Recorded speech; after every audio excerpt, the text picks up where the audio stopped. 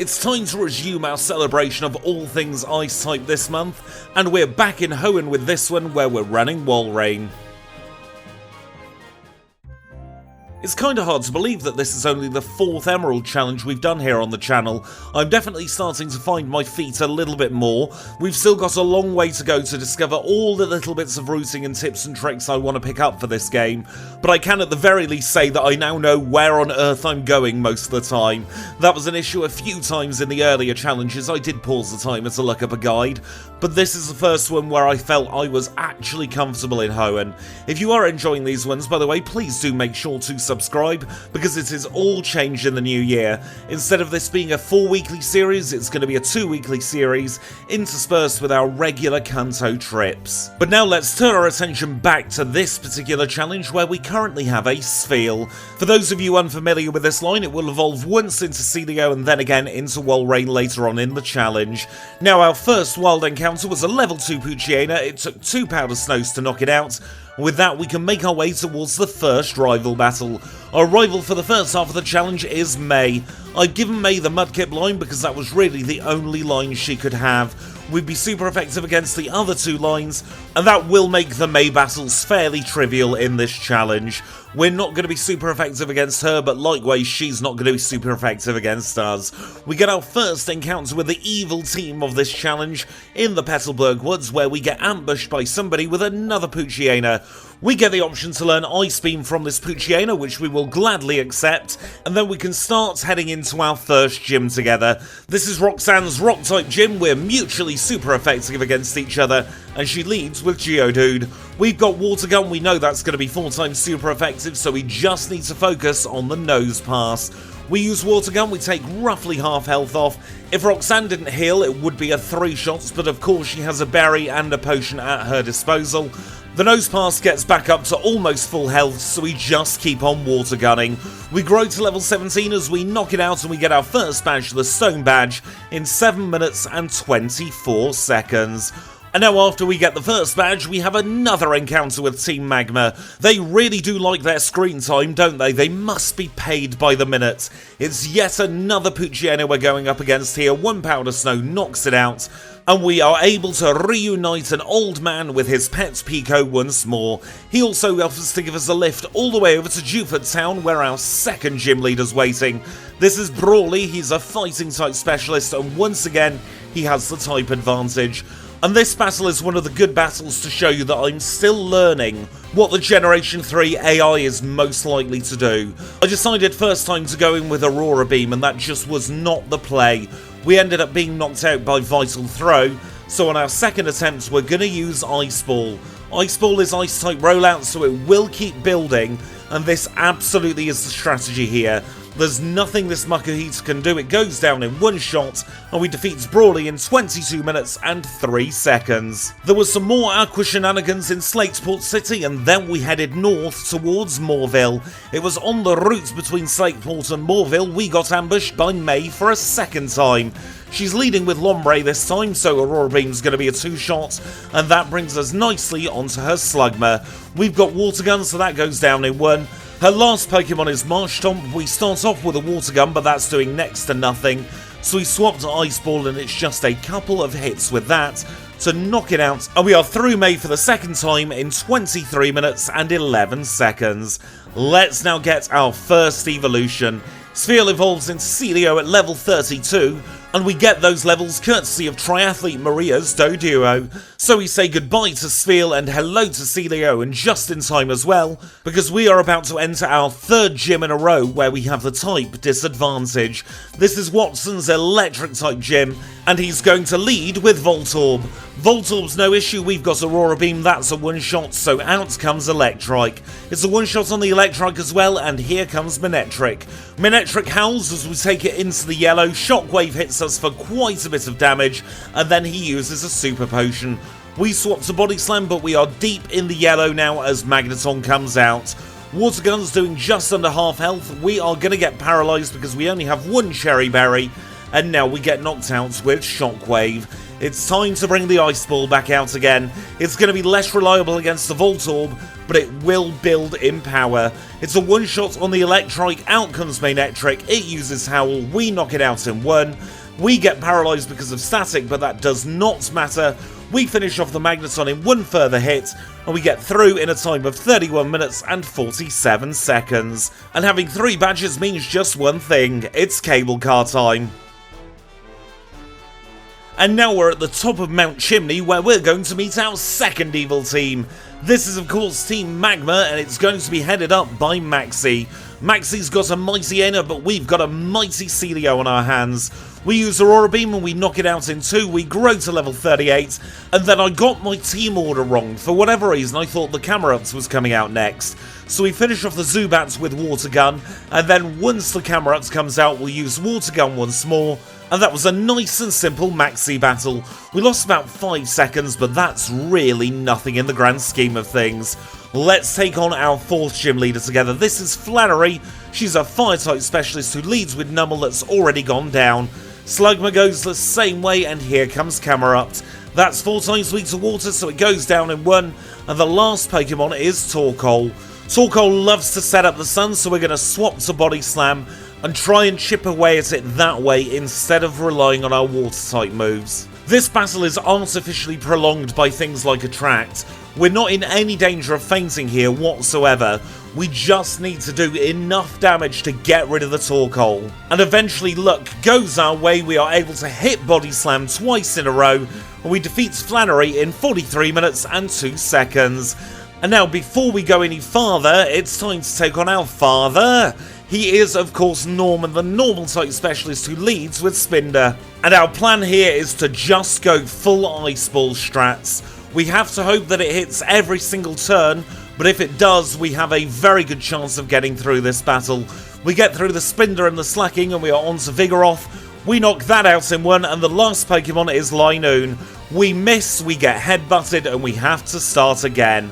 That is the pitfall of Ice Ball. It's great early game, but when you get to this midpoint of the challenge, its low accuracy means it's probably not worth keeping. On this attempt, Ice Ball misses against the Vigoroth, but we get a lucky critical hit.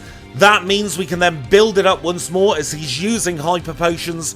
We're onto the Linoon, it uses Belly Drum, we finish it off with another Ice Ball, and we get through in 47 minutes and 41 seconds. And now that we've got Norman's badge, that means we not only get Surf, but we can Surf to get Ice Beam as well. And I tell you what, why don't we test these moves out against Smelly Shelly?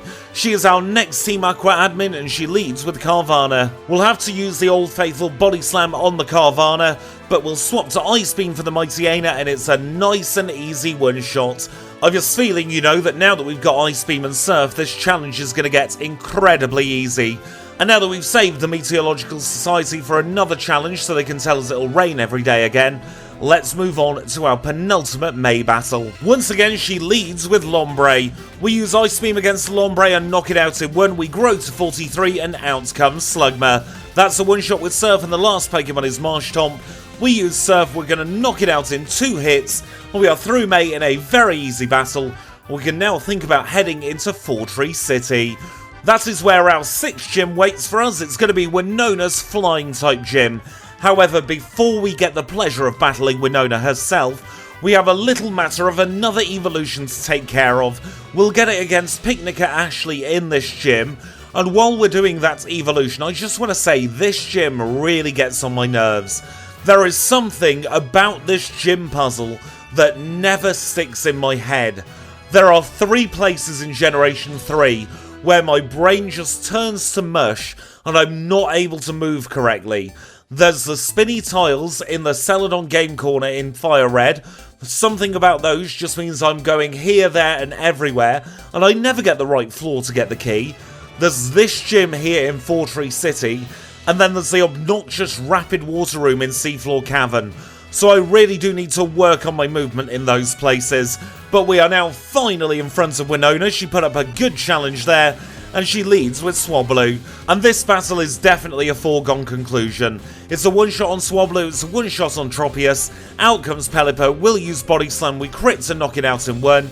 and here comes Skarmory. Surfs a one-shot on the Skarmory, she sends out Altaria, Ice Beam's 4x super effective, and that was a very easy Winona battle. Feather Badge in a time of 58 minutes and 52 seconds. And with another badge acquired, let's now make our way to our final May battle. She would be battling around about Victory Road with us as well, but of course she's got places to go and people to see.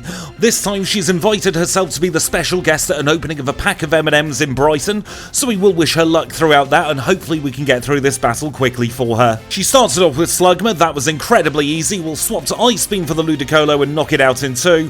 Marshtomp comes out to play. We've got Surf, we critical hit it, and we can say goodbye to May. Have a safe trip in Brighton, please do send me a postcard. And while she's doing that, we will make our way into the Team Magma hideouts where we meet Maxi for one more time.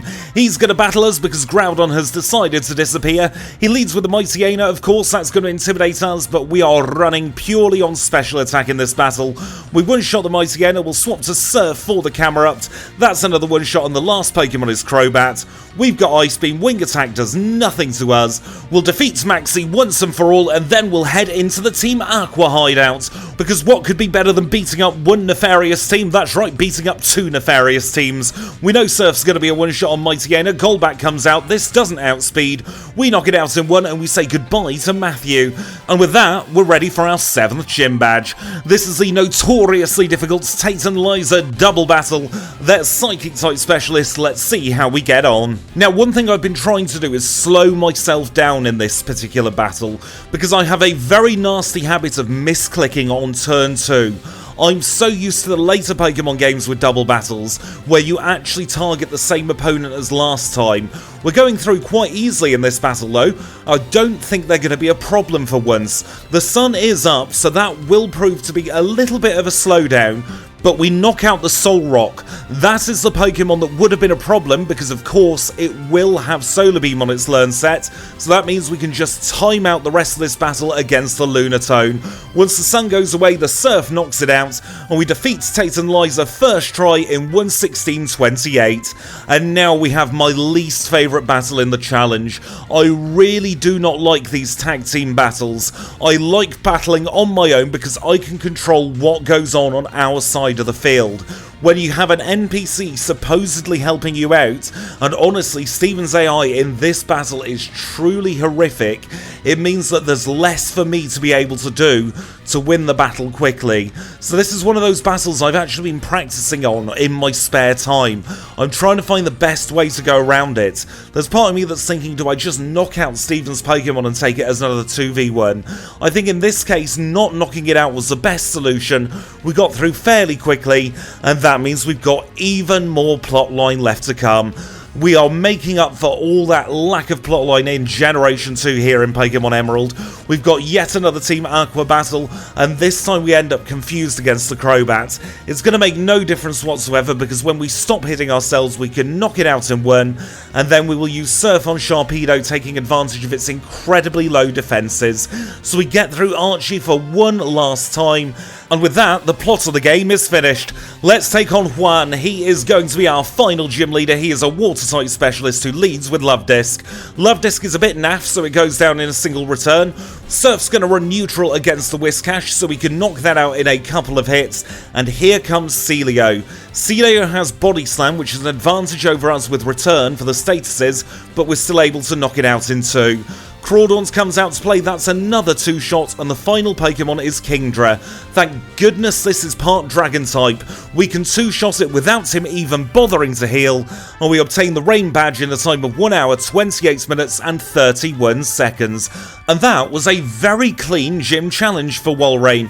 Let's see if we can keep it up towards the Pokemon League as we engage Wally in battle. We start off very strong against Wally. We've got the 4 times on the Altaria, so that goes down. Up next is Roselia. Again, we're super effective. Ice and Water is a very powerful type combination. There's nothing Magneton can do. Delcatty comes out to play.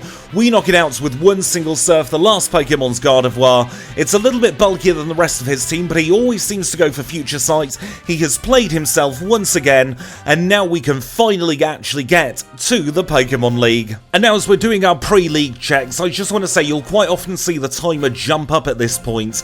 I do a little sweep of the region to make sure I've got all the rare candies, and all the other bits and bobs I think I'll need for the league. But now let's thank the HM friends. It's thank you to Talo, to Abra, to Zigzagoon and to Ninkada. You've all been a great help in the Hoenn region. Get yourselves some well-deserved rest as Svi prepares to take on the league. And this time we're level 56 with 215 HP, holding the Cherry Berry with Surf, Ice Beam, Return and Earthquake. We've got 125 in attack, 129 in defense, 139 in special attack, 129 in special defense, 110 in speed. Of course, those are the outer battle stats. Will get a big buff in battle, as we'll see now against Sydney. Sydney is going to be our first Elite Four member. He is of course a dark type specialist and he's going to lead with Mighty Aina. We've seen a few Mighty Aina in recent time. Let's see if this one's any stronger, and the answer is no. We knock it out in one. Here comes Cacturn. It sees the super effective, but we're quicker. We critical hit twice in a row, we knock it out, and the next Pokemon is Absol. Absol doesn't stand a chance either, neither does Shiftry. It's going to be a one-shot with Ice Beam. And the last Pokemon is Crawdaunt. I was hoping that a combination of Surf and Return would be enough to two-shot, but it just wasn't quite strong enough. That does mean that Crawdaunt gets caught in a little bit of a healing loop, so we are slowed down ever so slightly, but we still get through Sydney in a time of 138.30. Up next is Phoebe, the Ghost-type specialist who leads with Dusclops. This thing has pressure, which can be an absolute nightmare, especially when it gets two protects off in a row and then ends up confusing us. This battle has already tilted away from us at the very first Pokemon. We've got to get very lucky to get through the rest of Phoebe now. We one-shot the Banette, and here comes another Dusclops. We two-shot with Ice Beam, we grow to level 58, and suddenly it's looking like it's going in our favour. The second Banette does survive, but we are able to knock it out with a combination of Ice Beam and Earthquake. And that just leaves her last Sableye to go.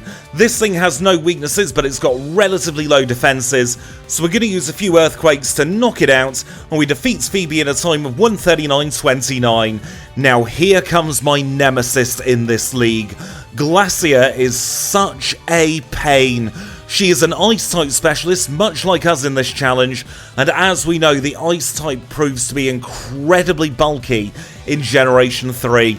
And with our Walrein's type combination of water and ice, we really don't have anything great apart from Return and Earthquake for this pesky lot of Pokemon. We are just going to keep trying to persevere. We'll end up needing to use some rare candies, I'm absolutely sure of it, but we will give it a good solid try. The more we get through, the more we know how bad it's going to be. And the culprit for our struggles in this particular matchup against Glacia is going to be her exploding Glalie. Every time we think we can make a little bit of progress, it will go boom. So we're going to have to use some rare candies here, and I really wish the perfect strategy came to me quicker.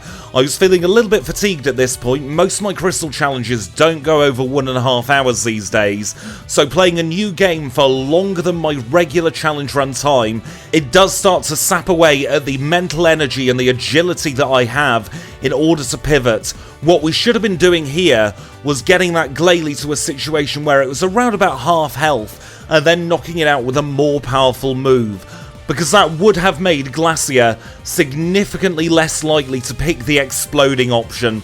Unfortunately, it's part of the learning process. I still have to get my brain in Generation 3 mode as opposed to Generation 2 mode.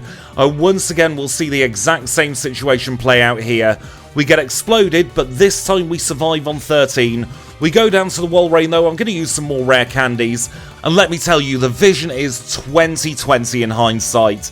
As I'm playing these challenges, it's all done live with no prep work, so I am going to make the mistakes. That's part of the fun of the challenges for me. So I do know that there was an obvious thing staring me in the face, but it did take me quite a while to pick up on what I should have been doing in this particular battle. However, you all know me by now, I am nothing if not stubborn, so we are going to keep persevering at this battle, waiting for the breakthrough. You can see we use Ice Beam first turn against the level 52 Glalie, we knock it out with Surf, the strategy finally came to me, and now we can focus on this Walrein.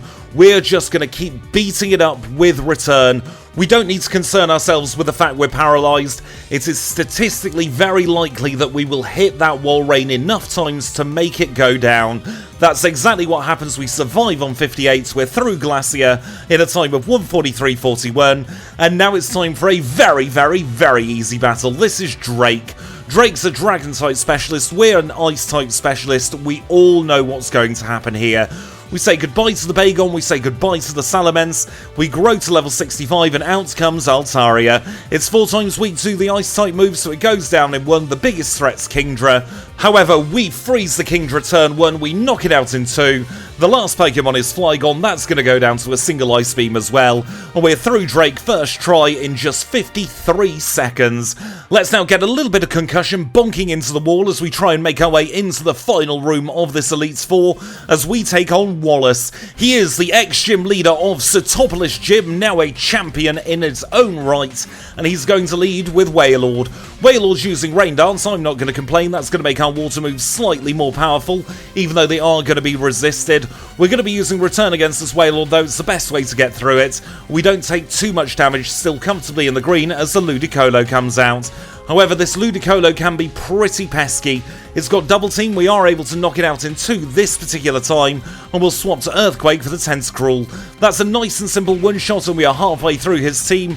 And now are you ready to play a game that I like to call Milotic Ping Pong?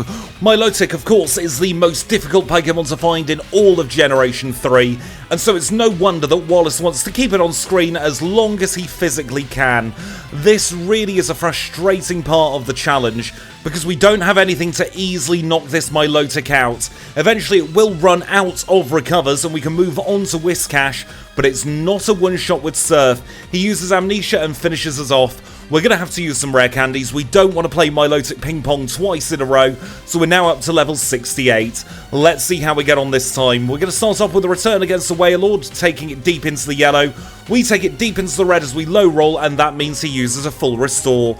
We're back to square one, but we're still comfortably in the green as we knock it out in a further 2 hits, and that means we are back on to that pesky Ludicolo. We got very lucky last time, let's see if we get just as lucky this time, and we do with a critical hit. Third up is Tentacruel. Tentacruel's going to go down to a single Earthquake, so it's a nice little respite in this battle, and now we're back onto Milotic. We get badly poisoned, but we were holding a Pecha Berry and we critical hit to knock it out in 2.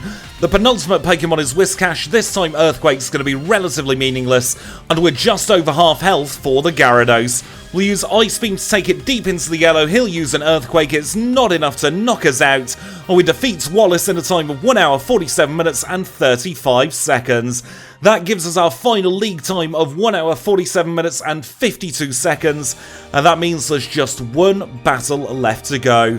It is of course against Stephen Stone himself. He's supposedly a Steel-type specialist who leads with Skarmory.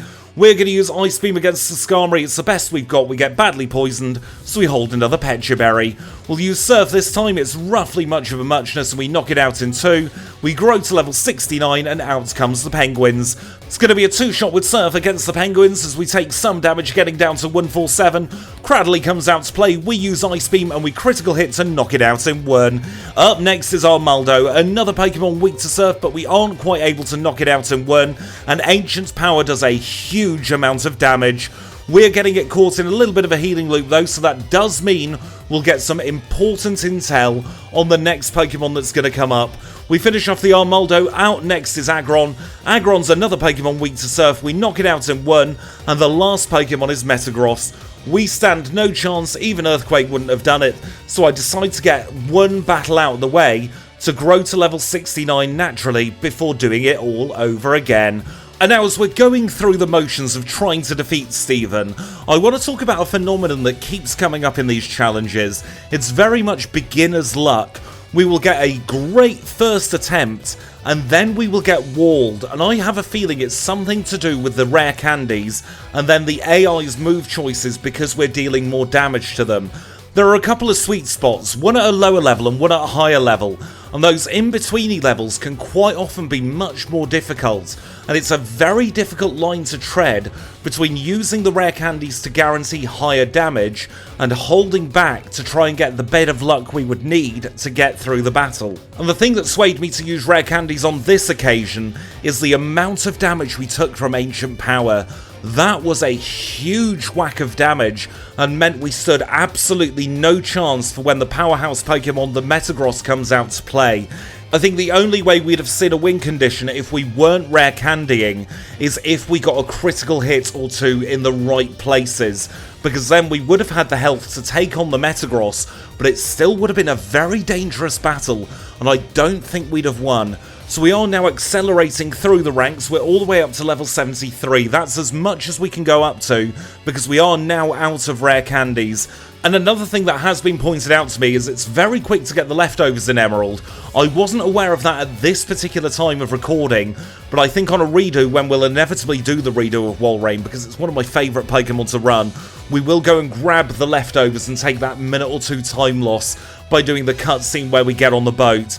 And that very much reminds me of the very early days of Pokemon Crystal, where we were learning all these little bits and pieces that we could pick up. We're still doing it today, to be honest, with the Goldberry and the Ruins of Alph being a recent addition to our Electric-type challenges. And I would like to think over the coming weeks, months, and maybe even years, we'll be picking up those tips and tricks in Pokemon Emerald and Pokemon Fire Red as well, because I think there's a lot of scope for improvement in the Generation 3 Challenge Run scene. It's still a relatively untapped area, much like Generation 2 was a couple of years ago. I think there's a lot more that we can discover, not only when it comes to picking up items that are going to be useful in battle, but our overall routing throughout the entire region. Because even though the order of the gyms is fairly static, with Brawley being the exception, as he's able to be done either as badge number 2, number 3 or number 4, there is still a lot of movement and backtracking and traversing across the Hoenn region, and I think movement is where we're going to be seeing some of our biggest time saves. If you are fairly new to the channel and haven't seen me learn a game before, I'd highly recommend going back to the Corsola, the Ursaring, or any of the early videos here together on the channel, and you'll see, especially when it comes to late game, we very much didn't have an idea of what the quickest routing is. There are certain things like the Abratrick for the power plant in Johto that came very early on into the routing, but then there are certain other movements that we do now to reduce the amount of menuing and the amount of repels, and that's what I want to bring to Emerald as well. So please do bear with me in the learning phase of this game. It's going to be a lot longer than Generation 2, but that's just because this game is an awful lot more in depth. But now let's turn our attention back to the battle in hand. We are on reset number 27 for the entire challenge. Let's see how we get on this time. Skarmory doesn't damage us on turn 1 and poisons us on turn 2. We knock it out with 2 Ice Beams and we are on to the Penguins once more. We'll use Surf against the Penguins. It's now a one-shot and we can make our way onto Cradley. We've got Ice Beam for the Cradley. We take it deep into the red, but we end up confused. He healing loops here, and now we are at the mercy of the RNG. We just need to make sure that we don't hit ourselves in confusion. We get very lucky and we don't hit ourselves against the Cradley, and then we snap out of confusion for the Armaldo. It's still not a one-shot, and Ancient Power is dealing a huge amount of damage, but the difference this time is we haven't taken much damage at the start of this battle. We're still comfortably in the green for the Aggron as we set up a Rain Dance, because much like Venusaur, he'll go for Solar Beam. That just leaves Metagross left to go. The rain is up, we critical hit, we knock it out on one shot, and we defeat Steven in under 2 hours. And this will go down in the history books of the channel as one of our landmark challenges, because it is the first time we have defeated the 2-hour barrier. That does of course put us in first place on the leaderboard, bumping Venusaur down in second, for Alligator in third, and Blastoise is now in 4th place. Goodness me, what a difference it makes having that secondary ice typing. But with that, we're done. So I really hope you've enjoyed this one. If you have, make sure to leave a like. If you've got any feedback, leave it in the comments down below. Subscribe to see more, of course. And until next time, when we're doing it all over again with Walrein in Pokemon Crystal, I'll say thank you all so much for watching, and I'll see you all very, very soon.